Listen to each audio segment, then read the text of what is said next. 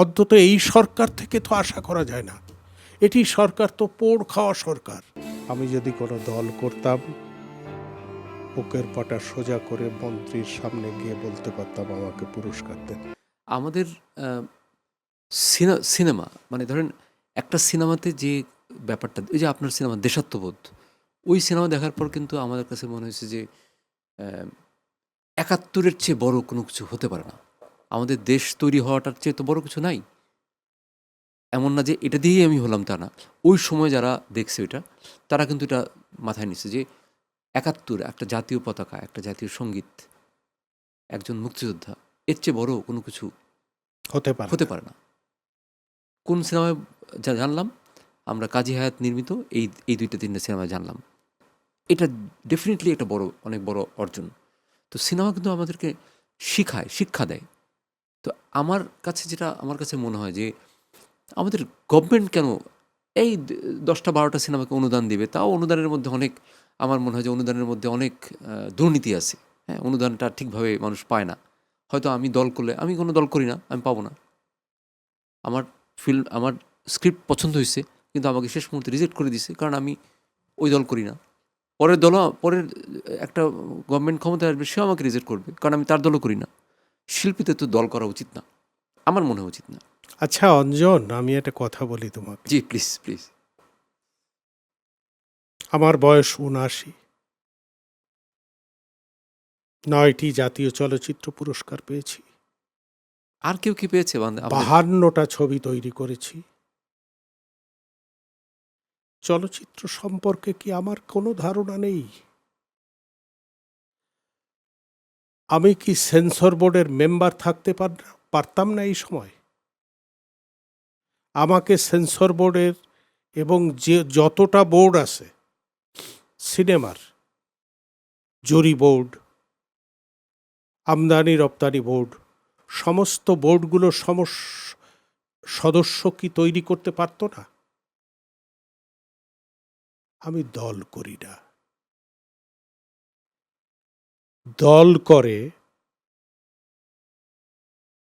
এমন ছেলেমেয়েরা একটা সিনেমা তৈরি করে নাই, একটা ভালো আর্টিকেল লেখে নাই, একটা ভালো সিনেমার কোনো কিছু করে নাই, তারা এই সব কমিটিগুলোর মেম্বার।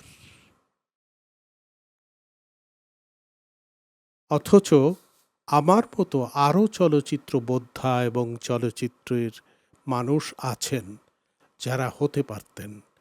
এটি দুঃখজনক না? অন্তত এই সরকার থেকে তো আশা করা যায় না। এটি সরকার তো পোড় খাওয়া সরকার। দেখে আসছে, সমস্ত কিছু দেখে সে কংক্রিট একটা ব্যবস্থা নেবে। কই? তা তো করলো না। আমার এই অনুষ্ঠান থেকে আমি এই ব্যাপারে, মানে আমার অনুষ্ঠানটা অনেকে দেখে, কারণ আমার এই অনুষ্ঠানের মধ্যে কিন্তু অনেক পলিটিক্যাল পার্সনরাও আসে। তা আমি অনুরোধ করলাম, মানে এই আমার অনুষ্ঠানের মাধ্যমে, যে আসলে চলচ্চিত্রকে ভালোবাসে বা চলচ্চিত্রের জন্য এই যে আপনি, আমার মনে হয় যে বাংলাদেশে কি কোনো ডিরেক্টর আছে যে এতগুলো ন্যাশনাল অ্যাওয়ার্ড পেয়েছে? মনে হয় না। আমি ঠিক মনে করতে পারতেছি না যে আমজাদ হোসেন পেয়েছিলেন। হ্যাঁ, আমজাদ হোসেন পেয়েছিলেন। হ্যাঁ, উনি তো উনি গানের জন্যও পেয়েছিলেন।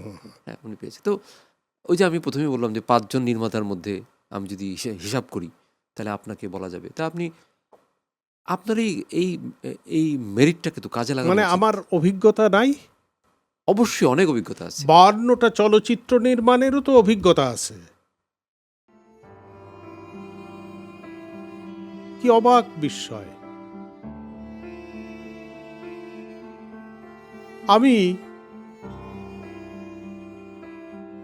দুঃখের কথা বলতে হয় আজকে এস টেলিভিশনের মাধ্যমে যে আমি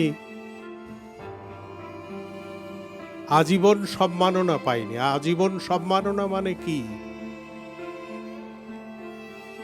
যারা আজীবন চলচ্চিত্রের সাথে জড়িত থাকবে সম্মানের সাথে, তারাই তো আজীবন সম্মাননা পাবে।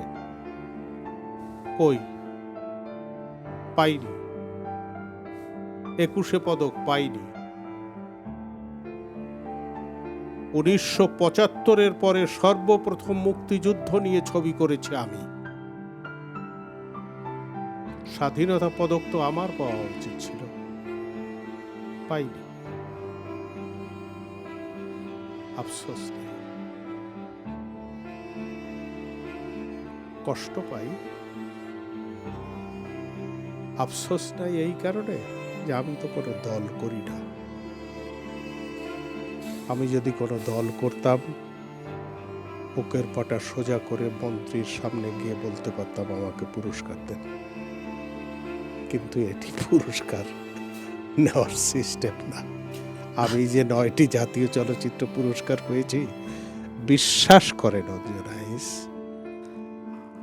আমি কোনো জুরি বোর্ডের মেম্বারও চিনতাম না। আমি কোনো জুরি বোর্ডের মেম্বার তো টেলিফোন তো দূরের কথা, চিনতামই না। আমি পুরস্কার পেয়েছি। তো আমি মনে করি আমার এই পুরস্কারগুলো স্বচ্ছ ছিল, আমাকে সঠিকভাবেই দিয়েছিল। হয়তো অনেকের পক্ষে অনেকে বলতে পারে যে বিতর্কিত ছিল, বিতর্কিত হতে পারে, সমস্ত পুরস্কারই বিতর্কিত। তো আমি ক্ষমা চেয়ে নিলাম এই কথাটা বলার জন্য। এই দেশ কি আপনাকে আসলে মূল্যায়িত করতে পেরেছে? না, এই দেশ আমাকে মূল্যায়িত করতে পারেনি, আমি দেশকে মূল্যায়িত করেছি, আমি দেশকে মূল্যায়ন করেছি। আমাদের সারা বিশ্বের সমস্ত বাঙালি আমাকে চেনে।